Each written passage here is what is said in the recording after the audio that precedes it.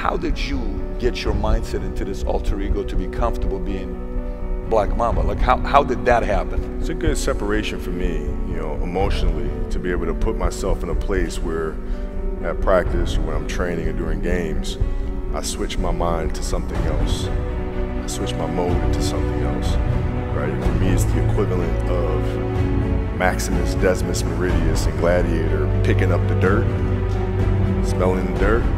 It's go time. Right? So that was my mental switch. It's like an actor getting ready for a film. You gotta put yourself in that cage. When you're in that cage, you are that character. And when you leave there, it's something completely different. When I'm in that cage, bro, don't fucking touch me. Don't talk to me.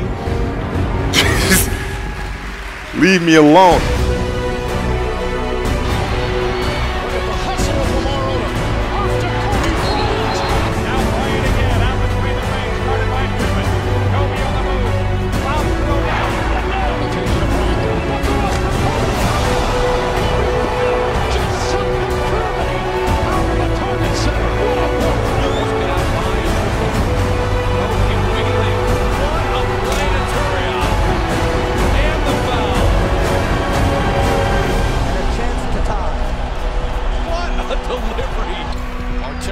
Gets it to Bryant. Bryant dribbling, has to put it up for the buzzer. Banks it in! Oh, he banks in the three! And the Lakers win the game!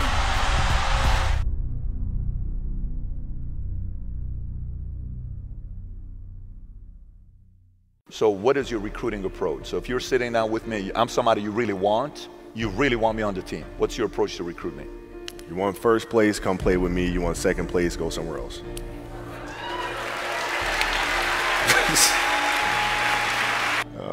You know, trivial things weren't going to pull my attention. It had to be things weren't going to pull my attention. It had to be things that were, I had a purpose. I wanted to be one of the best basketball players to ever play. And anything else that was outside of that lane, I didn't have time for. At what age did that goal become crystal clear? I made that deal with myself at 13 years old. At 13 years old? 13 years old. That's the deal I made. Crystal clear about it. Crystal clear. And where did inspiration come from?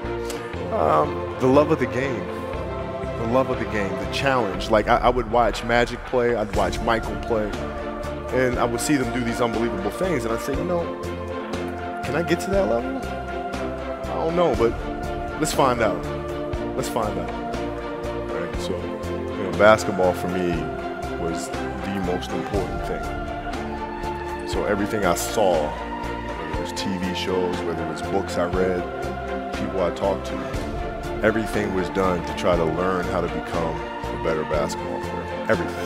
Everything. And so when you have that point of view, then literally the world becomes your library to help you to become better at your craft. I had a kill list. And so, you know, they used to do these rankings. It was Street and Smith basketball rankings. And I was nowhere to be found because I was like 6'4", scrawny, like 160 pounds soaking wet. So I was like 57 on the list. And so I will look at 56, 55, all the way up to #1, who these players are, what club teams they played for. So when we go on an AAU travel circuit, I got to hunt them down, right? And so that became my mission in high school, is to check off every other person, all those 56 other names, hunt them down and knock them down. That was it. Get a target on them right off the bat. That was it. Very simple. That's unbelievable. So when we played at 13, I would size you up and see what your strengths and weaknesses are. How do you approach the game? Are you silly about it? Are you goofy about it? Are you good at it just because you're bigger and stronger than everybody else? Right? Or is there actually thought and skill that you put into it? Right? And when I'd play to my weaknesses. I wouldn't play to my strengths. I played to my weaknesses. Because when you're playing summer basketball, there's so many games. So there's not a lot of skill work being done. So when are you going to get better? Right? When you're playing in competition situations, you're only playing to your strengths. Why? Because you want to win. Right? So what I would do, I was work on the things during those games that I was weak at. Left hand, pull-up jump shot, post game. Right? So I have a strategy. And so then fast forward to when I'm 17, and my game is completely well-rounded, and that player at 13 that I saw at 13 is still doing the same shit at 17, now you got a problem. Shaq was whispering something in your ear. What did Shaq say to you in that moment? I don't even know. You don't remember? No, I wasn't paying attention. Got You know, like it was, you know, like for me, it's maybe it's a little like asshole of me, or whatever, but whatever. He was trying to whisper encouraging things. I was like, I'm fucking fine. Okay, I shot 5 air balls on national TV in front of millions of people that cost us the series, and I'm 18. I'm fine, dude. How do you get there how does somebody get there mentally with that public humiliation? To some people hurts them and they don't come back because, you know, there was a player, Barbosa. I don't know if you remember Barbosa. Yeah. Of course you remember. Of course. He was extremely talented for a good, quick first step, but they said he wouldn't do well when the spotlight was on him. Yeah. How did you get mentally and emotionally so strong where it doesn't bother you? Well, you know, you got to look at the reality of the situation. You know, like for me, it's not, you know, you kind of got to get over yourself. It's not about you, man. Like, okay, you feel embarrassed. You're not that important. Like, get over yourself. That's where you go. Get over yourself, right? Like you're worried about how people may perceive you, and like you're walking around and it's embarrassing because you shot 5 air balls. Get over yourself, right? And then after that, it's okay, well, why did those air balls happen? Got it. High school, year before, we played 35 games, max, right? Week in between, spaced out, plenty of time to rest. In the NBA, it's back to back to back to back to back to back to back. I didn't have the legs. So you look at the shot, every shot was online. Every shot was online, but every shot was short. Right? I gotta get stronger. I gotta train differently. The weight training program that I'm doing, I gotta tailor it for an 82-game season so that when the playoffs come around, my legs are stronger and that ball gets there. So I look at it with rationale and say, okay, well, the reason why I shot air balls is because my legs aren't there. I go, well, next year they'll be there. That was it. Done. Done. Yeah. What was really your work ethic like, and for how long did you stay disciplined? Well, I mean, every day. I mean, since, you know, 20 years. I mean, it was an everyday process and trying to figure out strengths and weaknesses. For example, jumping ability. Man, my vertical was a 40, it wasn't a 46 or a 40, 45. My hands are big, but they're not massive. Right? So you got to figure out ways to strengthen them so your hands are strong enough to be able to palm a ball and do the things that you need to do. Quickness, I was quick, but not insanely quick. I was fast, but not ridiculously fast. Right? So I had to rely on skill a lot more. I had to rely on angles a lot more. I had to study the game a lot more. And but I enjoyed it though. So like from the time I can't remember when I started watching the game, I studied the game and it just never changed.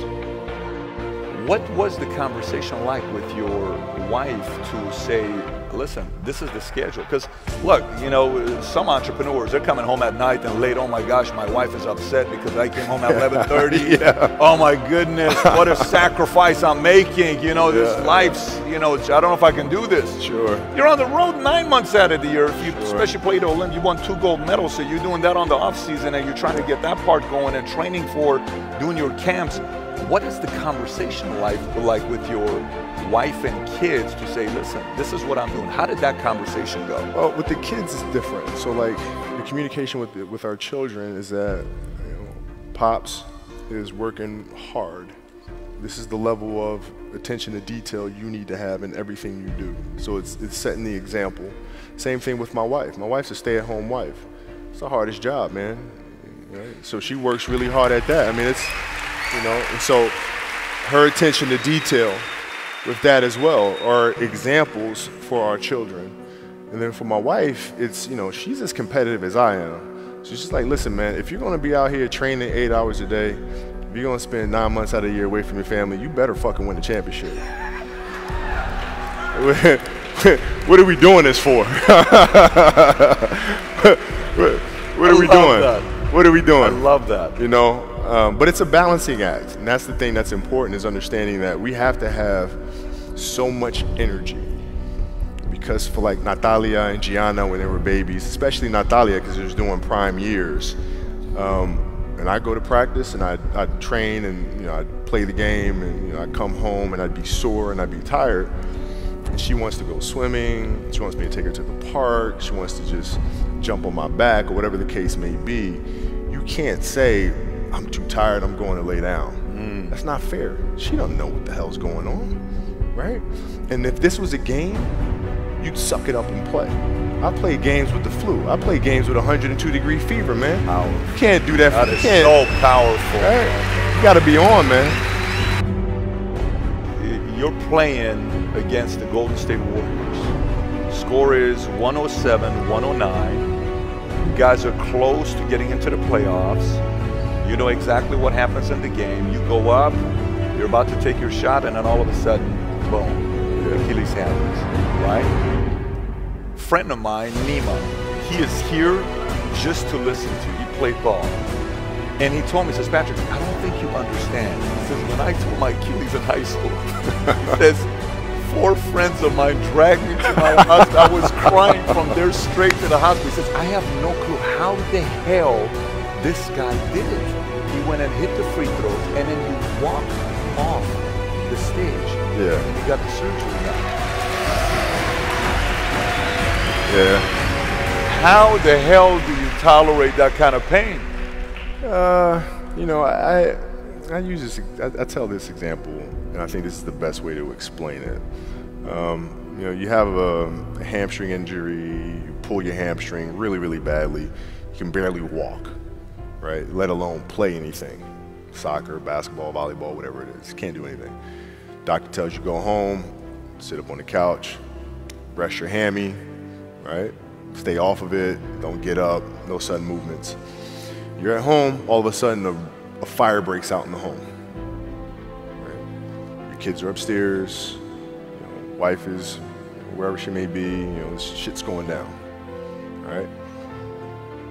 I'm willing to bet that you're gonna forget about your hamstring, you're gonna sprint upstairs, you're gonna grab your kids, you know, make sure your wife's good, you're getting out of that house, right? Hamstring be damned. You're not gonna feel your hamstring, right? And the reason is because the lives of your family are more important than the injury of your hamstring. And so when the game is more important than the injury itself, you don't feel that damn injury. Not at that time. When I went in the trainer's room, my kids are in there, and, you know, they're looking at you and stuff, and I'm looking at them, and I'm like, you know, it's all right, Dad's gonna be all right. We'll be fine. We'll be all right. We'll be all right. We'll be all right. As a parent, you gotta set the example. You gotta set the example. This is another obstacle. This obstacle cannot define me. It's not gonna cripple me. It's not gonna be responsible for me stepping away for the game that I love. I'm gonna step away on my own terms. And that's when the decision was made that, you know what? I'm doing it. I'm doing it.